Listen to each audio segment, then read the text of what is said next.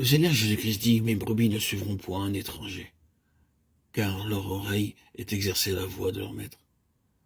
Frères et sœurs en Christ, bien-aimés, chers amis, nous avons le privilège d'entendre la voix de Dieu. Même si nous ne connaissons pas les matières telles que l'histoire, la géographie ou les sciences, cependant nous pouvons reconnaître la voix de Dieu, la voix de notre Seigneur. Elle nous est audible par notre vie spirituelle, par notre communion avec son Saint-Esprit, que nous avons reçu à notre baptême. Tout croyant a le privilège d'entendre la voix du Seigneur Jésus-Christ et de le suivre. Tout enfant de Dieu, et vous savez de quoi je parle, peut entendre Dieu lui parler. Frères et sœurs en Christ, bien-aimés, auditeurs, auditrices, nous devrions le suivre sans murmurer partout où il nous conduit, avec une confiance entière, pleine. Il se fait connaître à nous par son esprit. Et notre but est de le suivre afin de connaître notre vocation, de savoir quelle est la mission à laquelle nous devons obéir. Nous devrions suivre notre Seigneur Jésus-Christ avec une entière confiance, car nous nous savons parfaitement en sûreté en lui. Et nous n'avons pas à nous faire de soucis au sujet des dangers de toutes sortes qui nous environnent. Entendre tous les jours la voix du berger, le suivre en mettant pleinement notre confiance en lui, est un principe fondamental, élevé, pour obtenir le salut. C'est une des clés importantes qu'est l'obéissance et la soumission.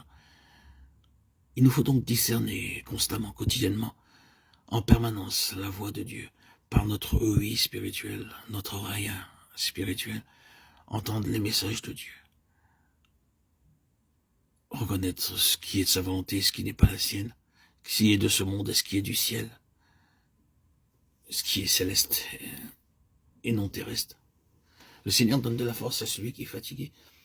Il augmente la vigueur de celui qui tombe en défaillance. Les adolescents se fatiguent et se lassent, et les jeunes hommes chancellent, mais ceux qui se confient en l'Éternel renouvellent leur force, ils prennent le vol comme les aigles. Ils courent et ne se lassent point, ils marchent et ne se fatiguent point. Ésaïe 40, 29, 31. Les jeunes gens qui mettent leur confiance en leur propre force peuvent être sûrs de tomber. Mais ceux qui s'attendent au Seigneur renouvellent leur force. Ils s'élèveront avec des ailes comme les aigles. Leurs épreuves même serviront à les faire voler très haut, selon l'enseignement donné aux aiglons, dont la mer détruit le nid et les fait basculer par-dessus le bord du précipice.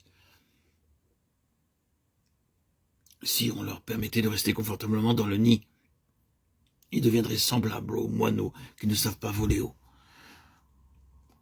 Ainsi, toute épreuve est pour le croyant un moyen d'éducation pour voler plus haut et pour voir les choses d'un point de vue plus élevé.